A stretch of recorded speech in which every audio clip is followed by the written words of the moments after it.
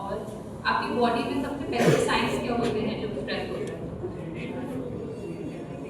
Irritation होता है, body में कंफर्ट होने लगती है, रेस्टलेसनेस होने लगती है, फ्रस्ट्रेशन, सबसे पहले हमारी नींद डिस्टर्ब होने लगती है ना।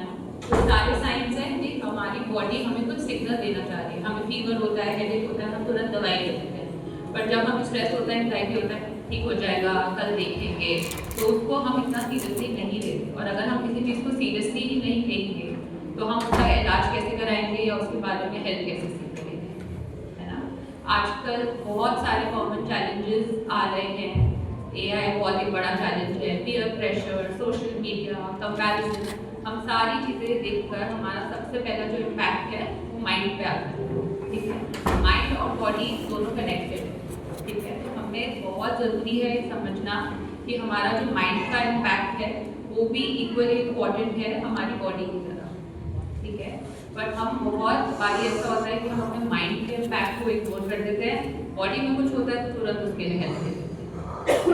आप सबने यहाँ पे बहुत सारी एक्टिविटीज़ करी, कल भी करी, आज भी करेंगे, बट नॉर्मली सच सच बताओ कि डे टू डे में ये सारी एक्टिविटीज़ कौन करते हैं? हम सब भागते रहते हैं, लाइफ इज हसल, रेस है, सबके लिए कंपटीशन है, बट हम पॉज कब करते हैं? बताओ। The fact that all of you are signed up for this workshop, आप सबने इस वर्कशॉप के लिए टाइम निकाला, साइन अप किया, is the first step जो आपने अपनी मेंटल हेल्थ के लिए किया। So you should all be very proud of yourself. Then finally a right step in the right direction. But important तब होगा जब आप ये सारी बातें जो यहाँ पर सुन रहे हैं, समझ रहे हैं, वो अपनी डे टू डे लाइफ में इम्प्लीमेंट करें, ठीक है। क्योंकि एक्टिविटीज देखने में, सुनने में तो बहुत नॉर्मल लगती है, पेंटिंग करी, पॉटिंग करी, बट इन सबका रेलेवेंस है, ठीक है। तो वो हमें फ़ायदा तभी करेंगी जब हम अपनी नॉर्मल लाइफ का इसको पार्ट बनाएंगे। हफ्ते में 1 घंटा, आधा घंटा अपने लिए निकालना कोई बहुत बड़ी बात नहीं, बट हम उस पॉइंट ऑफ व्यू से सोचते ही हैं ताकि हमारी बॉडी को, हमारे माइंड को पॉज की ज़रूरत है, ब्रेक की ज़रूरत है। ज़रूरी नहीं है कि जब माइंड और बॉडी बिल्कुल कोलैप्स कर जाएंगे, कि बिल्कुल ही एक स्टेट ऑफ डिप्रेशन आ जाएगी, तब हम उसके लिए स्टेप लें, ठीक है। तो इट्स वेरी इंपॉर्टेंट कि हम अपने बॉडी के साइंस को रिकॉग्नाइज करें और हम उसके लिए स्टेप लें।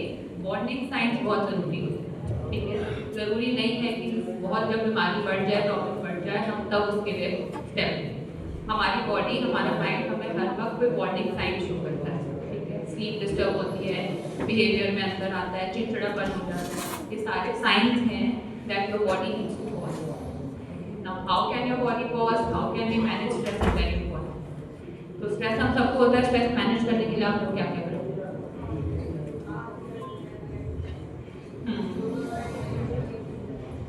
और अपने इमोशंस को समझ के एक्सप्रेस कितने लोग करते हैं? कितने लोग समझते हैं ज़रूरी है कि हमें जो महसूस हो रहा है हम उसको क्रिएटिवली बोल के, लिख के एक्सप्रेस करें?